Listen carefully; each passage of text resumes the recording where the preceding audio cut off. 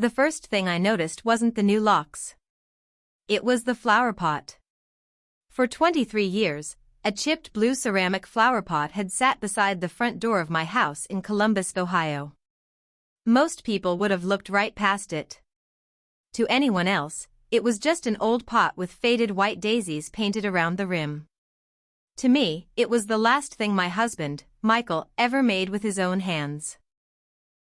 The summer before cancer took him, he spent 3 weekends in the garage repainting that pot because he refused to throw away something that still had life left in it. If something's worth loving, he'd told me while carefully brushing another tiny white petal, it's worth taking care of. Every spring after he passed away, I planted bright red geraniums in it. It became my quiet promise to him that no matter how lonely life became, I would keep taking care of the home we'd spent 31 years building together. That's why seeing that flower pot lying on its side near the driveway instead of standing beside the front door made my stomach tighten before I ever reached for my key. Something was wrong. I was 67 years old and had been discharged from the hospital less than an hour earlier after emergency gallbladder surgery. My body still felt weak. Every step pulled at the stitches beneath my loose gray sweatshirt, and the pain medication left everything around me feeling slightly slower than usual. Grace Holloway, my closest friend for more than 40 years, walked beside me carrying my overnight bag while reminding me not to rush. "Easy," she said. "The house isn't going anywhere." I smiled at the irony. Neither of us knew that someone inside had already decided otherwise. The August air was heavy enough to make breathing feel like work. The maple tree Michael planted the year Ryan started kindergarten stretched across the front yard exactly as it always had. The porch swing still hung from the same chains he'd installed himself. Even the small crack in the third concrete step remained exactly where it had been since the winter ice storm almost 15 years earlier. Everything looked familiar. Everything except that flower pot. As I bent down to lift it back into place, I noticed fresh scrape marks across the porch floor. Someone had moved more than the flower pot. I straightened carefully and pulled my house keys from my purse. The brass key at the front of the ring had opened that front door for over 3 decades. I knew every scratch on it. Michael had laughed the day we finally paid off our mortgage and handed me that key. "Keep this one forever," he'd said. "Nobody can ever tell us this isn't our home." I slipped it into the lock. It stopped halfway. Confused, I pulled it back out and tried again. Nothing. I checked the number on the mailbox. Our address. I looked at Grace. Am I losing my mind? She frowned and reached for the handle herself. Then she stopped. "Evelyn." She pointed toward the deadbolt. "This isn't your lock." I looked closer. She was right. The polished brass lock Michael had installed after a neighborhood break-in years earlier was gone. In its place sat a sleek black electronic keypad with a small blue light glowing above the numbers. I stared at it for several long seconds. I had never agreed to install it. I had never even discussed replacing the lock. Before either of us could knock, the front door opened. Ryan stepped outside wearing jeans and the navy polo shirt I'd bought him for his birthday the previous year. For a split second, I expected him to smile. To ask how the surgery had gone. To hug me. Instead, he stopped in the doorway, folded his arms across his chest, and looked at me with an expression I couldn't quite understand. "You should have called before coming back," he said. Not, "How are you feeling?" Not, "Welcome home." Just, "You should have called." The words landed harder than I expected. Behind him, Melissa appeared holding one of Michael's old coffee mugs. My eyes locked onto it immediately. It was cream-colored with a small chip near the handle. Michael drank from that mug every Saturday morning while reading the newspaper. After he died, I'd wrapped it in newspaper and placed it in the back of the kitchen cabinet because seeing someone else use it felt wrong. Now Melissa held it casually as though she'd owned it for years. She offered me a polite smile. We weren't expecting you until later. I blinked. My discharge papers said noon. Ryan shifted his weight. Plans changed. I looked past him into the hallway. Something felt different. The antique coat rack Michael built during our first Christmas in that house was gone. The family photographs lining the hallway had disappeared. The pale blue wall color I'd painted myself after retirement had been replaced by a modern gray. None of those changes had happened before I went into the hospital. Or if they had, no one had thought to ask me. Ryan, I said quietly, why won't my key work? He looked toward Melissa before answering. Then he took a slow breath. We changed the locks while you were in the hospital. He said it calmly. Matter-of-factly. Almost as though he expected me to thank him. It just made sense. For a moment, I honestly wondered if the medication was making me misunderstand what I'd heard. I looked at the keypad again. Then back at my son. You changed the locks? He nodded. It was easier. Easier for who? He didn't answer immediately. Instead, Melissa stepped forward and wrapped both hands around Michael's mug. We've made a few changes around the house. Around the house. Not your house. Not your home. Just the house. At that moment, I didn't know that the biggest change had nothing to do with the locks. Because hidden beneath folded sweaters in the bottom drawer of my bedroom dresser was a worn blue document folder containing the original deed to the property. The one document Ryan believed he would never need to worry about. He was wrong. The role I had always played. Ryan had never looked at me the way he did that afternoon. Not with anger. Not even with disappointment. It was something colder than either of those. It was the expression of someone who believed a decision had already been made and that my opinion had become an inconvenience. For a few seconds, none of us moved. Grace stood beside me with one hand resting lightly on my elbow, ready to catch me if my legs gave out. She knew I was still recovering from surgery, but she also knew the weakness on my face had very little to do with stitches or medication. I looked past Ryan into the foyer. The hallway was brighter than I remembered. The old oak console table that Michael had refinished years ago was gone, replaced by a narrow black cabinet with a large mirror hanging above it. The framed school photographs of Ryan, one from every grade, had disappeared from the wall. In their place hung abstract artwork I had never seen before. It wasn't just the furniture. The house no longer felt like it remembered me. Mom? Ryan said. His voice pulled me back. You should probably come back another day. I stared at him. I live here. You've been through surgery. Exactly. You need to rest. I need my bed. Melissa stepped closer before he could answer. We've already moved your things downstairs. I frowned. My things? It'll be easier for you while you're recovering. No stairs. On its own, that explanation sounded thoughtful. But nothing about the last 5 minutes had felt thoughtful. You packed my room? We organized it. Without asking. Without calling. Without even waiting for me to come home. Grace finally spoke. Evelyn deserves to see what you've done. Ryan rubbed his forehead. Grace, we're trying to avoid upsetting her.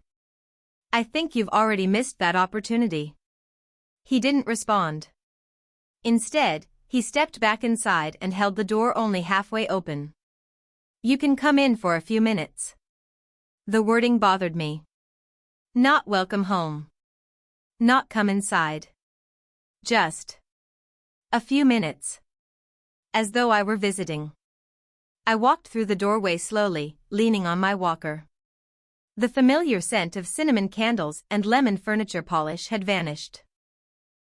In its place lingered the sharp smell of fresh paint. The living room stopped me in my tracks. Michael's brown leather recliner, the chair he'd refused to replace because he insisted it fit him better every year, was gone.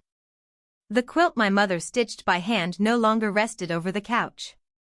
Even the grandfather clock in the corner had disappeared. "Where's Dad's chair?" I asked. Ryan answered without looking at me. "We donated it." My head turned sharply. "You what?" "It was worn out." "It wasn't yours to donate." He sighed. "Mom." "No." My voice surprised even me.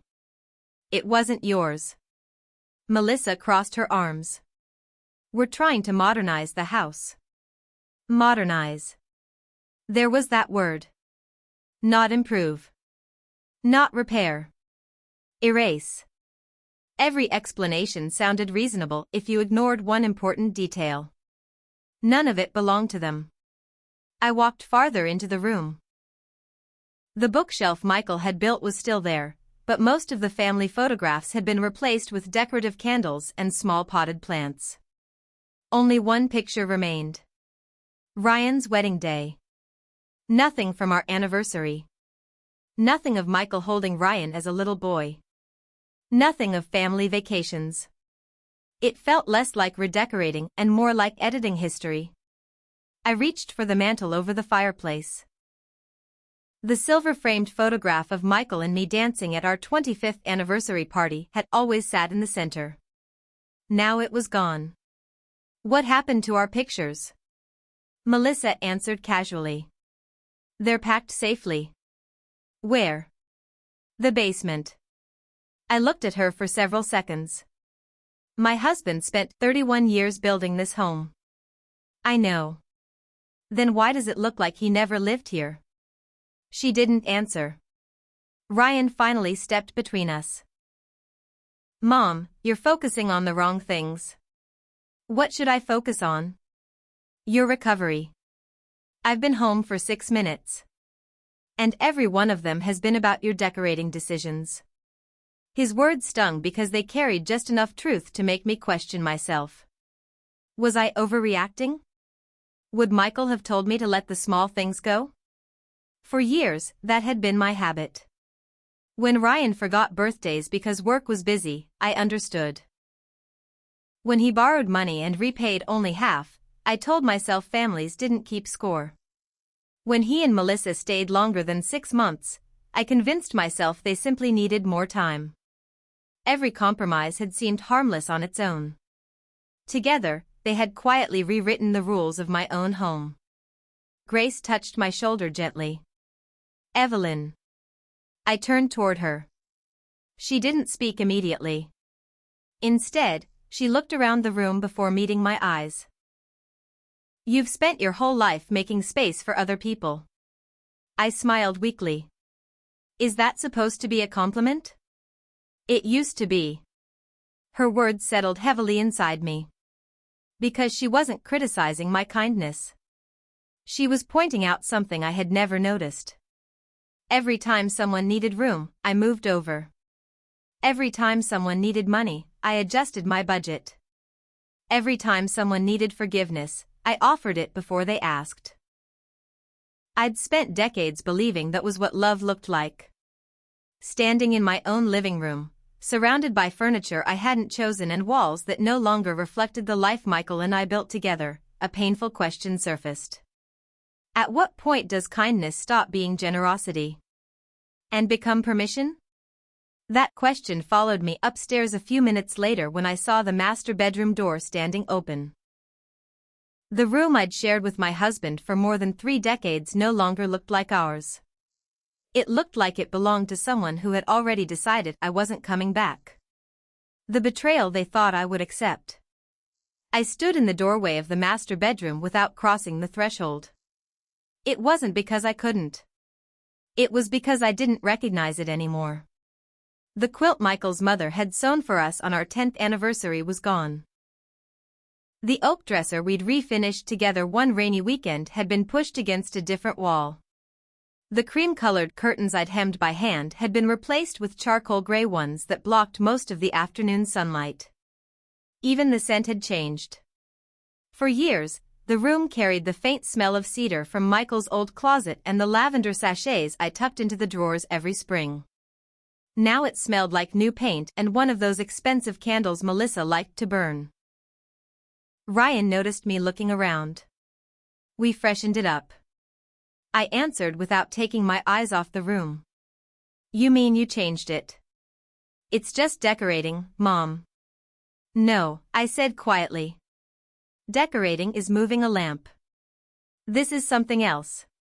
Melissa walked over to the bed and smoothed the comforter as if she belonged there. We wanted to make better use of the space. I looked at her. Better than the people who paid for it?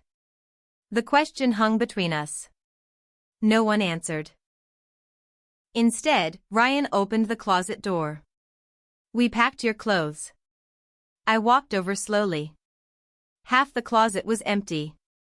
The other half held Ryan's jackets, neatly arranged beside Melissa's dresses. My clothes were gone. Not scattered. Not temporarily moved. Gone. Where are they?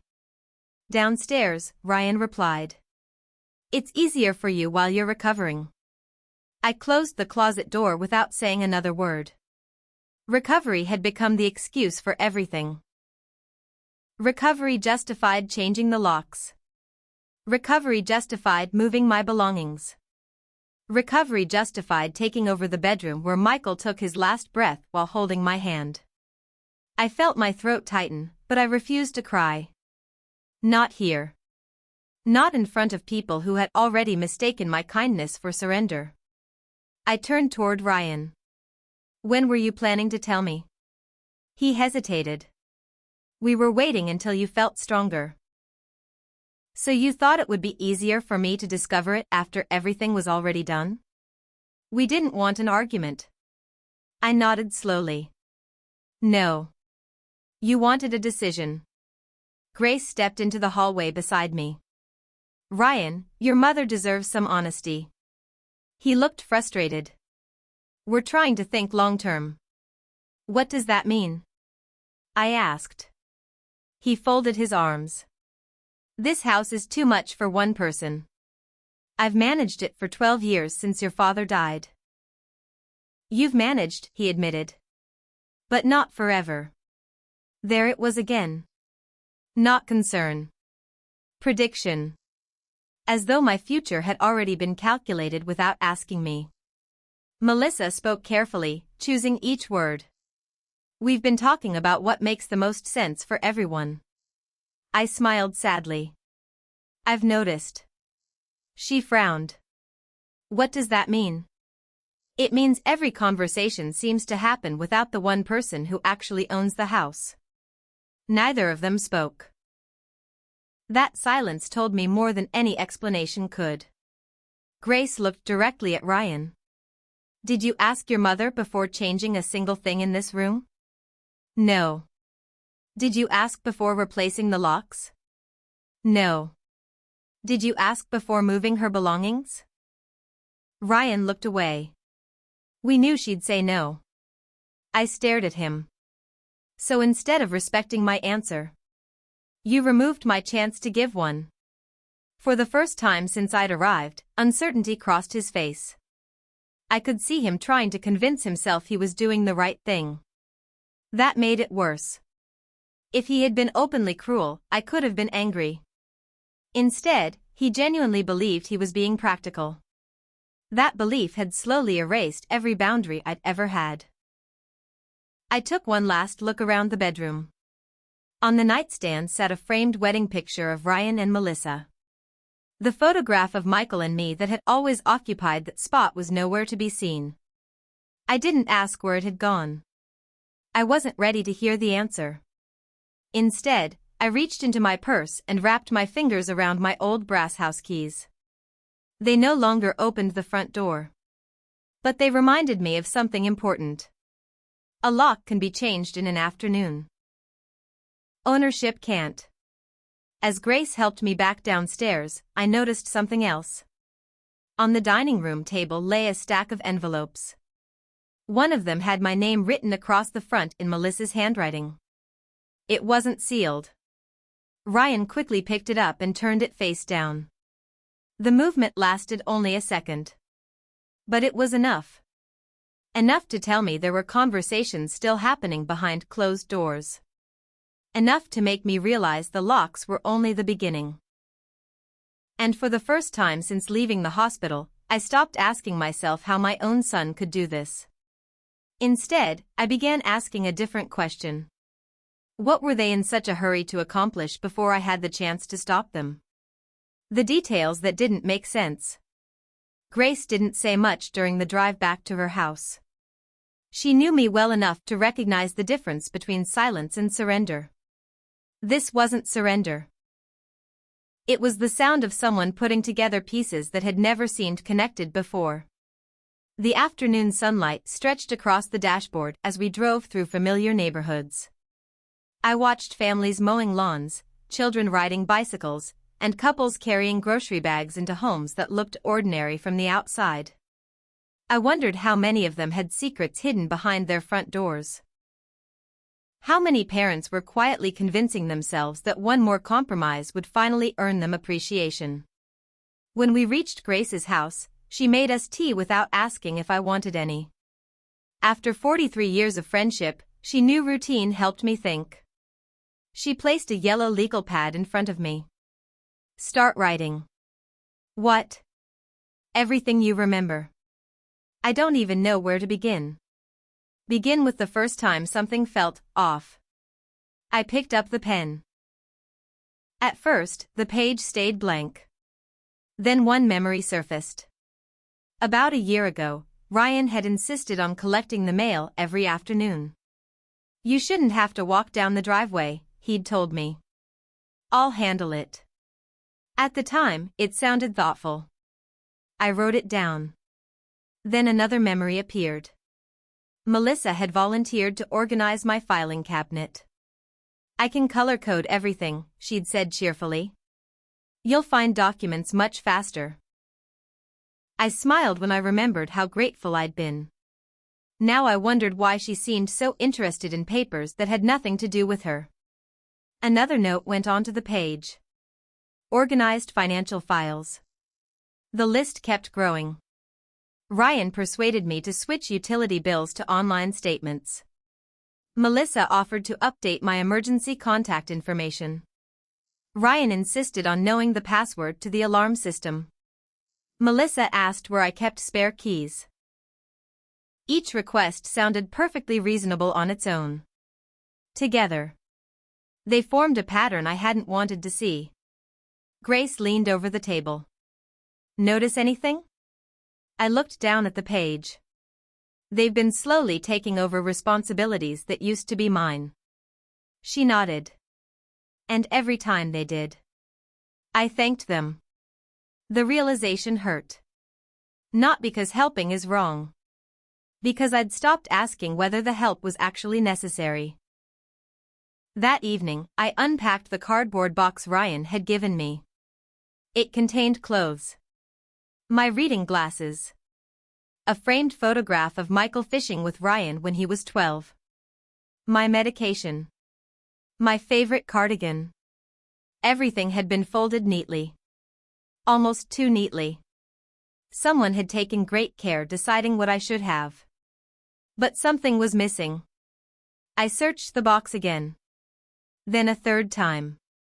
My property tax records were gone. The homeowner's insurance folder wasn't there. Neither were Michael's estate documents. Most importantly, the worn blue folder that held the original house deed was nowhere to be found. I sat very still. Grace noticed immediately. What is it? The blue folder. The one you told me about? I nodded. It should have been there. Maybe it's still in your bedroom. No. They packed everything else. Grace slowly sat down across from me. So they left behind only the ownership papers? I didn't answer. I didn't need to. We were both thinking the same thing. The following morning, my phone buzzed. Ryan. I let it ring. A voicemail arrived. Mom, call me when you get this. We need to discuss a few things. Not how are you feeling. Not do you need anything? Just. We need to discuss a few things. 10 minutes later another message appeared. Melissa and I have been looking at some options. We think you'll understand once we explain everything. Options. That word unsettled me. Options usually require everyone's agreement. This felt different. It felt like they'd already chosen one. 2 days later, I finally felt strong enough to visit my bank. The branch manager, Linda, had known Michael and me for years. She smiled warmly as I sat across from her desk. Evelyn, how are you recovering? Slowly. What can I help you with? I'd like copies of my recent account activity. She didn't ask why. Instead, she printed several months of statements and quietly handed them across the desk. Nothing looked unusual at first. Pension deposits. Utility payments. Grocery purchases. Prescription expenses. Then one charge caught my attention. A home improvement store. Nearly $2,400. I frowned. I didn't buy anything there. Linda adjusted her glasses. The purchase was made using your debit card. My card has been in my purse. She looked at the transaction date. You were admitted to the hospital that morning. A chill ran through me. I reached for my wallet. My debit card was still there. Same card. Same number. I looked back at the statement. Could someone else have used it? Linda answered carefully. If someone had permission, yes. Permission. Months earlier, Ryan had asked if he could borrow my card to buy gardening supplies because he'd forgotten his wallet. He'd returned it before dinner. I never thought about it again. Now I couldn't remember whether I'd ever changed the PIN afterward. Linda couldn't discuss more details without opening a formal dispute, but she suggested I monitor future activity closely. I thanked her and left with copies of every statement. Sitting in Grace's car, I spread the papers across my lap. The hardware purchase wasn't the only unfamiliar expense. There were smaller ones too. Paint. Door hardware. Building materials. Each purchase alone seemed harmless. Together, they matched every change I'd found inside my house. I wasn't looking at random expenses anymore. I was looking at a renovation. One that had apparently been paid for, at least in part, with my own money. I folded the statements carefully and slipped them back into the envelope. For the first time since leaving the hospital, my sadness gave way to something steadier. Not anger. Clarity. Ryan and Melissa hadn't acted impulsively. They had been preparing for this moment for months. Changing the locks had never been the beginning. It was simply the last step in a plan they believed I was too trusting to question. They were wrong. Because for the first time in years, I had started paying attention. The truth I could no longer ignore. That night, I barely slept. Not because of the pain from the surgery. Not because Grace's guest room was unfamiliar. I couldn't stop replaying the last year of my life, searching for the moment when my son had stopped seeing me as his mother and started seeing me as an obstacle. The ceiling fan turned slowly above me, its steady rhythm reminding me of countless nights in my own bedroom. Michael used to say that when something didn't make sense, the worst thing you could do was rush toward an answer. Facts first, he'd always tell Ryan whenever he tried solving a problem too quickly. Feelings matter, but facts keep you from making mistakes. I whispered those words to myself. Facts first. The facts were becoming difficult to ignore. Ryan and Melissa had changed the locks without my permission. They had moved my belongings while I was in the hospital. They had taken over the master bedroom. Important financial documents had disappeared. My debit card had apparently been used to help renovate my own house while I was recovering from surgery. Those weren't misunderstandings. They were decisions. The next morning, Ryan called again. This time, I answered. Morning, Mom. His voice sounded unusually cheerful. Morning. How are you feeling? It was the first time he'd asked that question since my surgery. Oddly, it didn't comfort me. I'm healing. Good. A brief silence followed. Then he cleared his throat. I've been thinking about everything. So have I. I really think we should sit down and make some long-term plans. What kind of plans? For the house. There it was again. Every conversation found its way back to the house. Never my recovery. Never whether I needed help. Always the house. What about it? I asked. I think it's time we handled the paperwork. What paperwork? The ownership. I didn't answer immediately. I wanted him to explain it himself. He continued. You've always said the house would stay in the family. It will. So let's make everything official now instead of waiting. Official? It'll save everyone problems later. Before I could respond, Melissa joined the call. We've even been looking at retirement communities nearby. I closed my eyes for a moment. You've been looking at what? Just options. I didn't ask you to. We're only trying to help. Help. The word sounded hollow now. For months, every major decision had been made in my name without my knowledge. They weren't asking what I wanted. They were asking me to approve what they'd already planned. I spoke as calmly as I could. If I decide not to transfer the house? The line went quiet. Finally, Ryan answered. I don't understand why you wouldn't. It wasn't anger. It wasn't a threat. It was something far more revealing. He genuinely believed the house already belonged to him.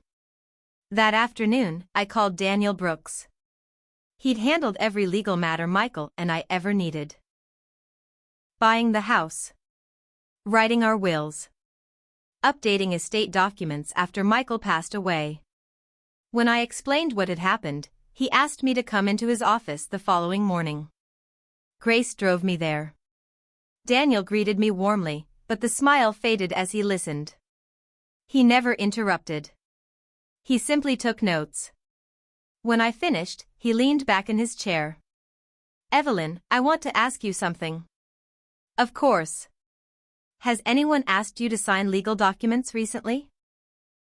I thought for a moment. Several months ago. What kind? I wasn't sure. I didn't have my reading glasses. They told me they were insurance updates. Did you sign them? No. I said I'd read them the next morning. What happened? They disappeared. Daniel nodded slowly. I'm glad you waited. So am I. He opened a folder on his desk. According to county records, the property is still titled exactly as it has been since Michael passed away. So nothing has changed? Legally? No. The house is yours. I felt the tightness in my chest ease for the first time in days. But I hesitated. They searched for my deed. They probably did. Why? Because many people mistakenly believe possessing the original deed gives them ownership. It doesn't? He smiled gently. No. The original deed is important. But ownership is established through the county's recorded records, not by whoever happens to be holding a piece of paper. I almost laughed.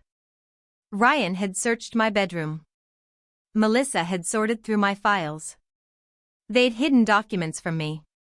And all along, the official proof had never been inside the house at all. Daniel reached for another file. I'd also like to know whether anyone has pressured you into moving. They've suggested assisted living. Have they asked you to leave directly? No. They've made it sound inevitable. He nodded thoughtfully. That's an important distinction. I frowned. Why? Because people who think they're entitled often avoid making direct demands. They prefer you to believe the decision was your own. His words settled heavily in my mind. That was exactly what had been happening. Every conversation. Every suggestion. Every practical solution. They hadn't tried to force me. They'd tried to convince me there was no reasonable alternative. Before I left, Daniel handed me copies of my property's official records. He also gave me one piece of advice. Don't argue. I looked surprised. I'm not supposed to defend myself? Not yet. Why not? Because people who believe they've already won usually become careless. He slid the paperwork across the desk. Right now, you know more than they realize. I tucked the copies into my purse beside my old brass house keys. As Grace and I walked toward her car, I looked down at those keys. They still didn't fit the new locks. But for the first time since leaving the hospital, I understood something important. The locks had never been the source of their confidence. Their confidence came from believing I would do what I had always done. Stay quiet. Avoid conflict. Choose peace over boundaries. They didn't understand that something had changed inside me. Not overnight. Not because I wanted revenge. Because I finally understood the difference between keeping a family together and allowing myself to disappear inside it.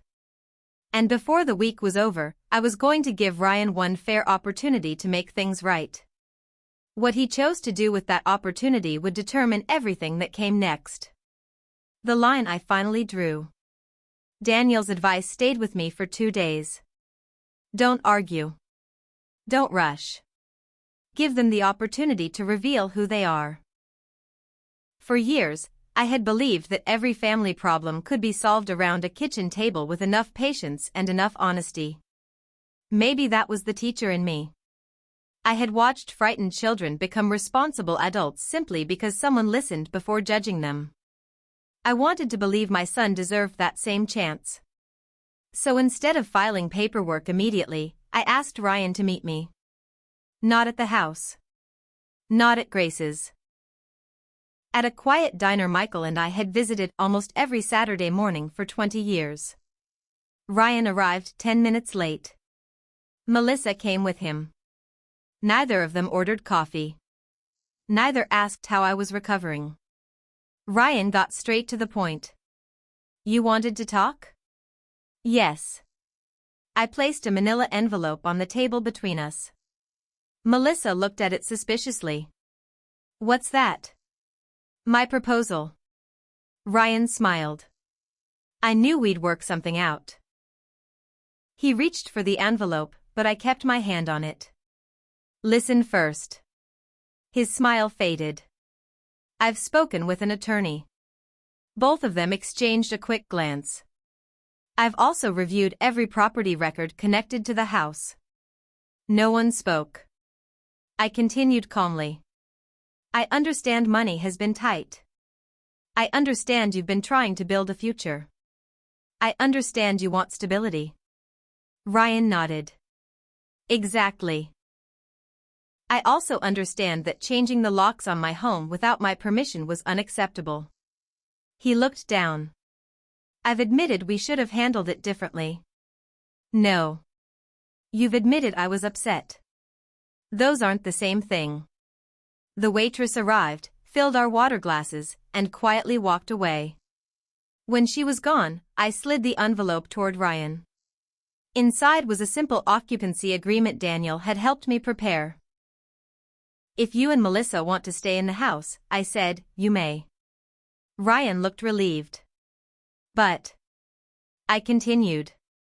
The locks go back to the way they were. You respect that I own the property. You contribute a reasonable amount toward utilities. You don't move, sell, donate, or renovate anything without my written permission. And every financial account belonging to me stays under my control. Melissa's expression changed immediately. You want us to sign a contract? I want clear boundaries. We're family. Exactly. And family shouldn't need contracts. I looked at her quietly. Family also shouldn't lock a 67-year-old woman out of her own home. Neither of them answered.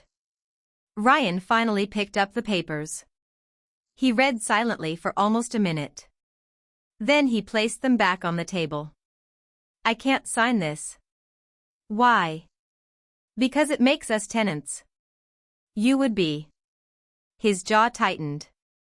We've lived there for 3 years. I know. We've put money into the house. I know. We've treated it like our home. I nodded slowly. And that's where the misunderstanding began. Melissa leaned forward. This feels insulting. I met her eyes. No. It feels accurate. Ryan's voice became firmer. What happens if we disagree with one of your decisions? Then we discuss it. And if you say no? Then the answer is no. He leaned back in his chair. I don't think that's fair. I couldn't help noticing the irony. Fairness had become very important to him only after someone else made the rules. For years, every important decision had been made without me.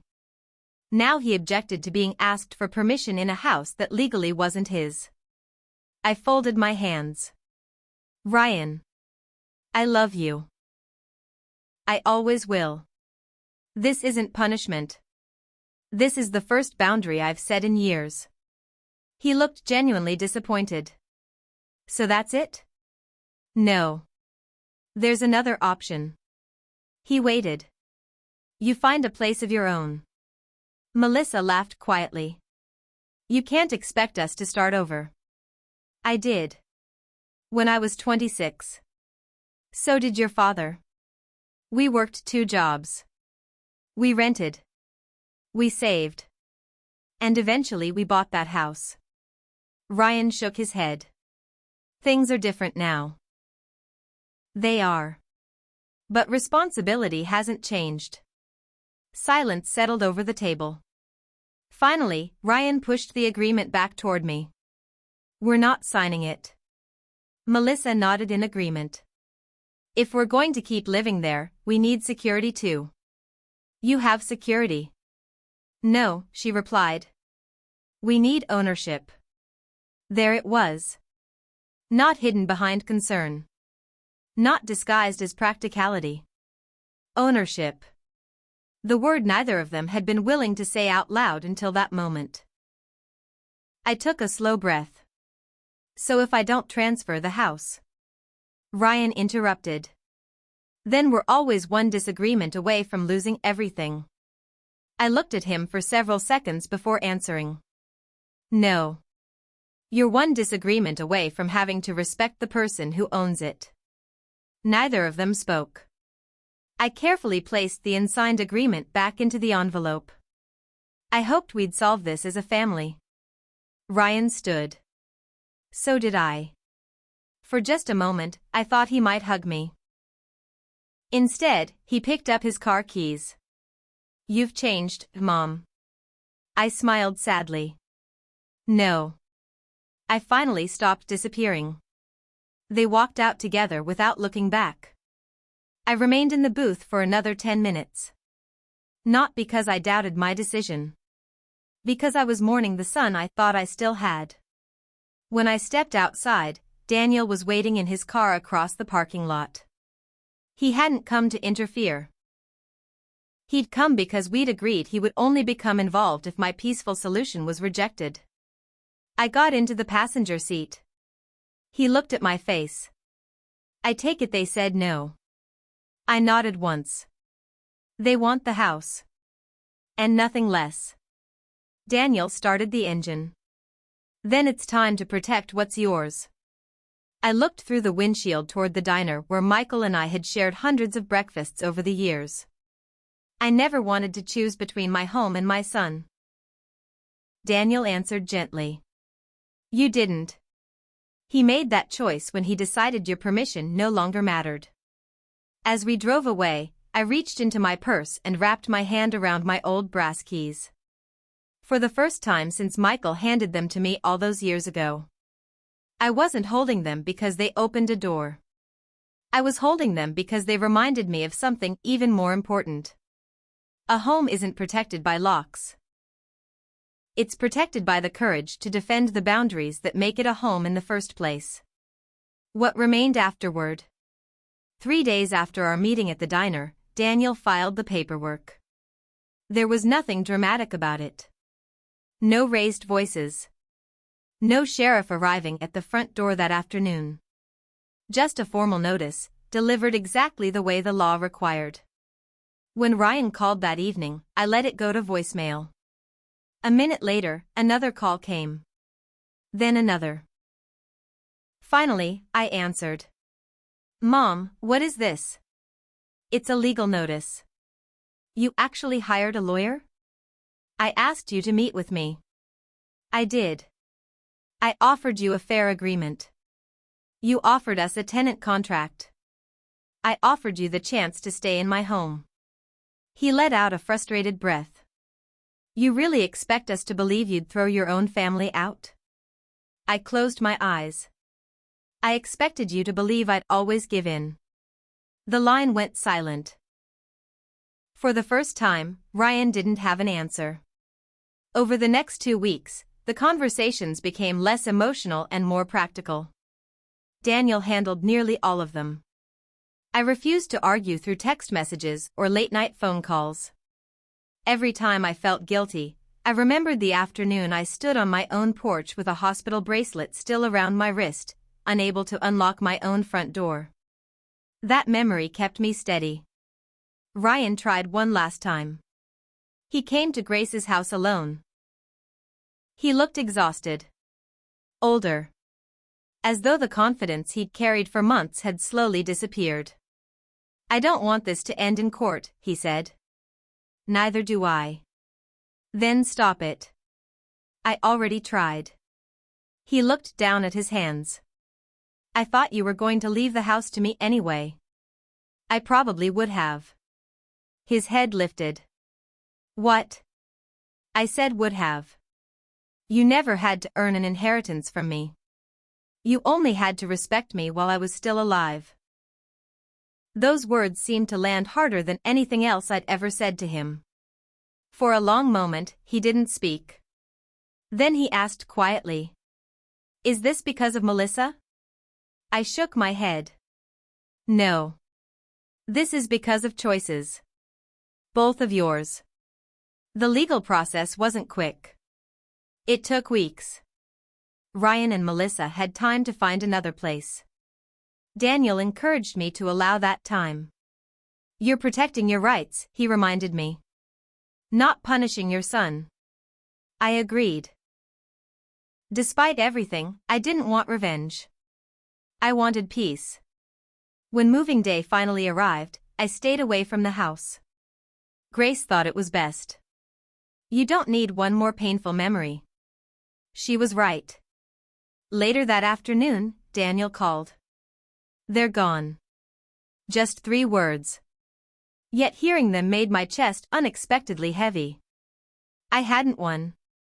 Families don't really have winners when trust breaks apart. The next morning, Grace drove me home. This time, I walked up the front path slowly. The electronic keypad was gone.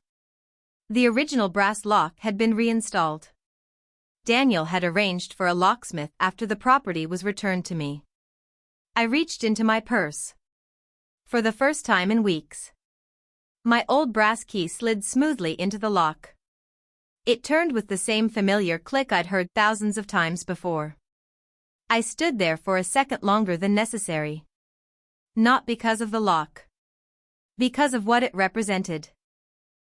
Nobody should have to feel relieved to enter their own home. Inside, the rooms were strangely quiet. The walls were still gray. Some furniture was missing. Several family photographs had been packed into boxes. But the house was still standing. It still carried echoes of Michael's laughter. It still held the scratch marks on the pantry door where Ryan had measured his height as a child. Some memories survive even when people try to rearrange them. Grace and I spent the next several days putting things back. We found Michael's old recliner at a local charity warehouse. The manager remembered receiving it and was kind enough to let me buy it back. When it was delivered, I ran my hand across the worn leather armrest. The fabric was faded.